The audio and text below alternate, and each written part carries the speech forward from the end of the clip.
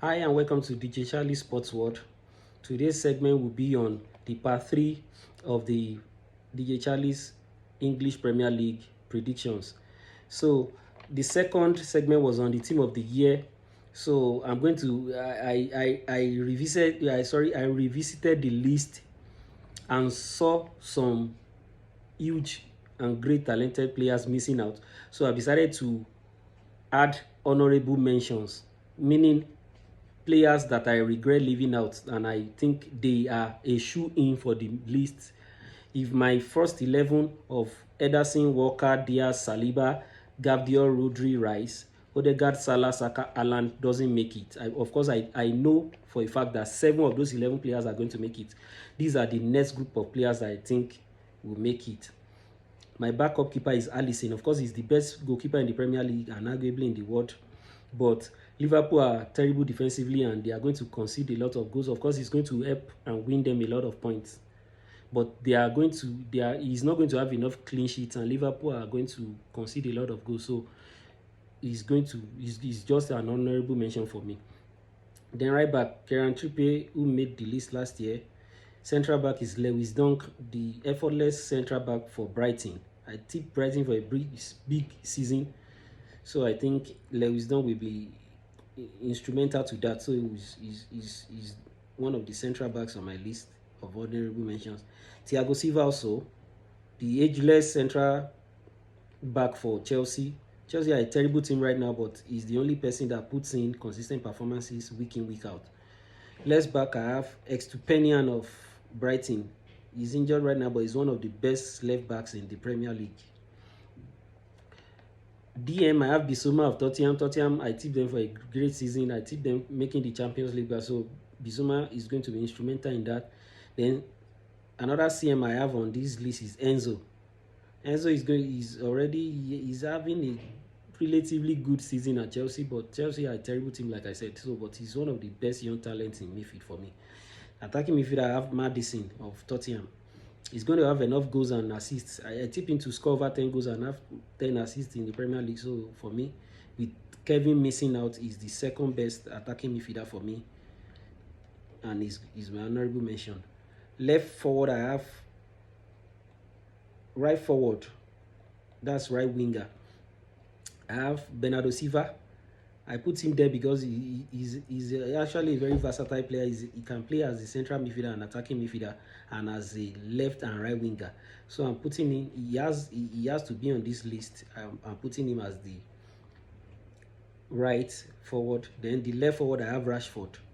He's going to get in his group and score enough goals to make the list, almost. So, and central forward, like I said, Gabriel Jesus is the obvious striker in the Premier League. I would have put Alvarez here, but Alvarez of course he has Haaland to contend with, so I wouldn't want to go into that. But of course he's doing well.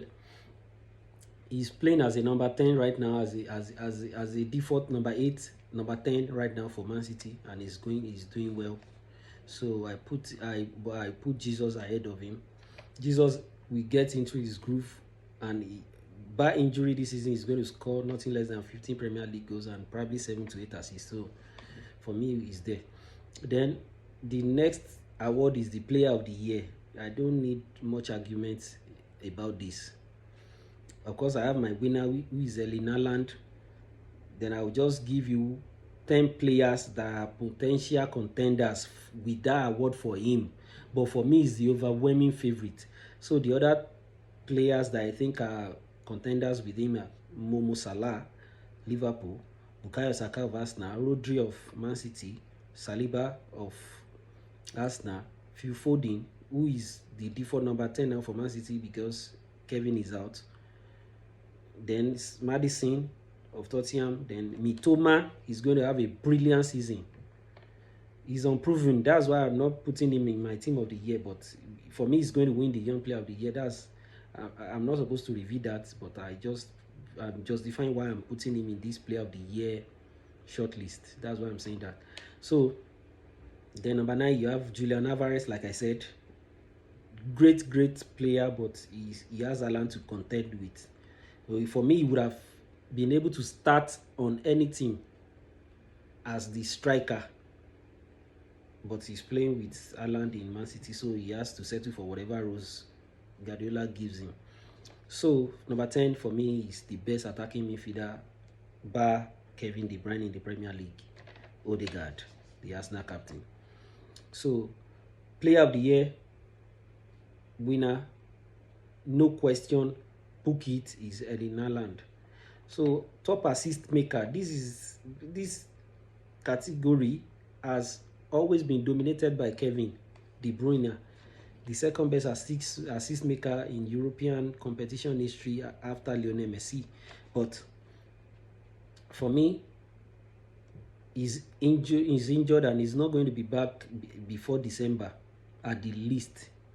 So contenders for this award, I don't have a certain person that will win this award, but I will just give you contenders for this award, the next best to Kevin De Bruyne.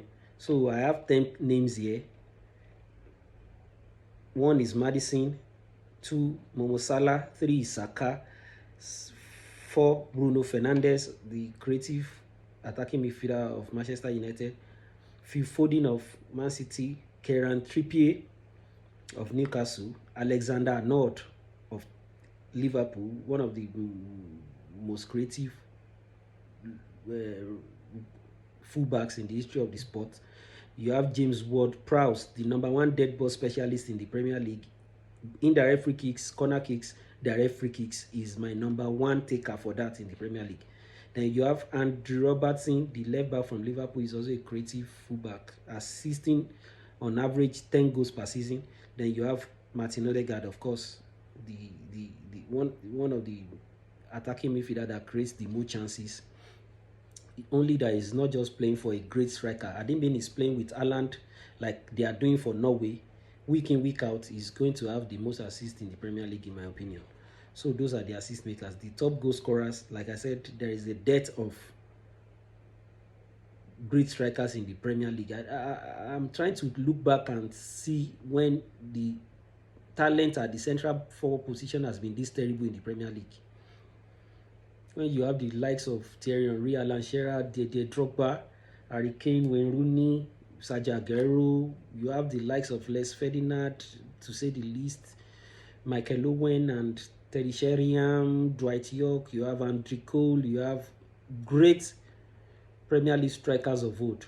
And right now, we can only name Haaland as a great striker in the Premier League. That's a terrible, terrible situation. Of course, he's going to end up as the top goal scorer. No doubt about that. So, for me, Salah will push him. Salah will get at least 20 goals this season. Then you have Watkins. I think Salah is the only person that can get over 20 goals in the Premier League this season. And you have only Watkins, probably 15 goals. Rashford, probably 15 goals.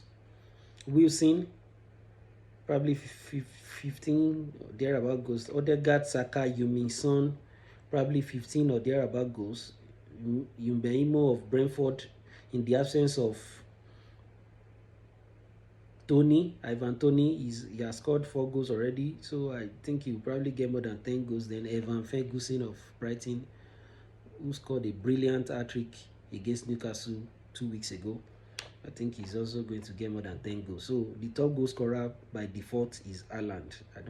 Let's not waste time on that. Then the young player of the year, this is an award that I like so much. It's just like the next rated award in music, just like you have next rated in Eddie's award. This award is also very important for me because you have bright youngsters in the Premier League, and for me, Saka should win this award back to back easily, because this award is for players that are, by the time the season started, that are under 23 players. At the start of the season, to be eligible for this award, you must be under 23 years.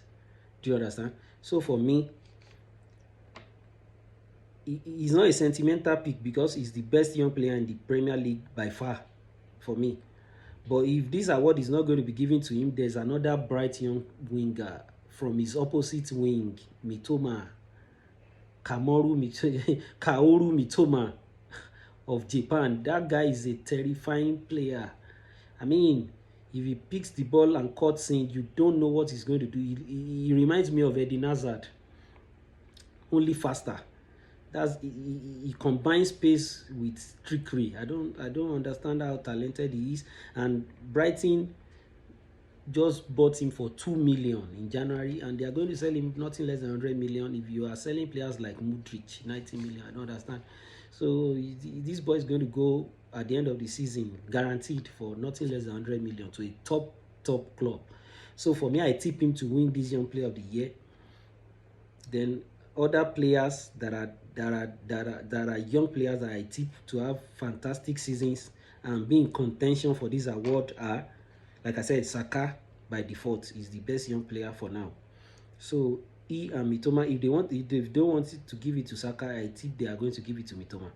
But the other players that are eligible for this award, and please, I will preface this by telling you that whatever club you are supporting, if I don't mention your team's player in any of this list, you are free to argue with me in the comment section.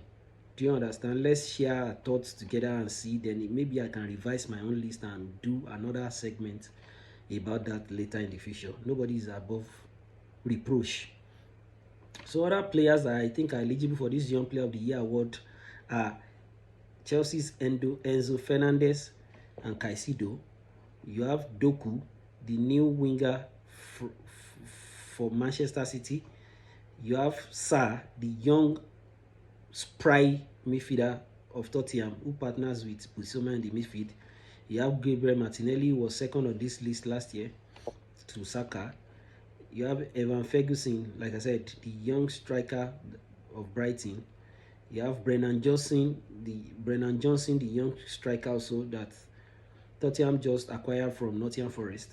You have Gabdiol, the best young defender in the Premier League, arguably with Saliba.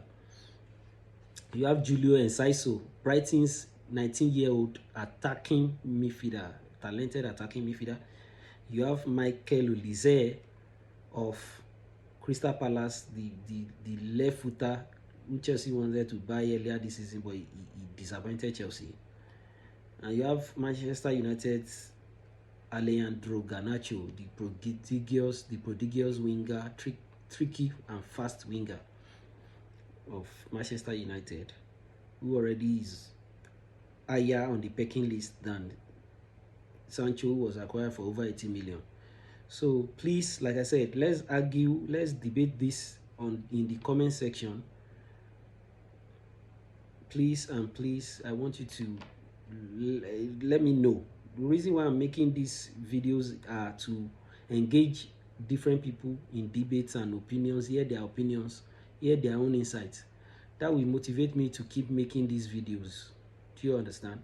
So thank you.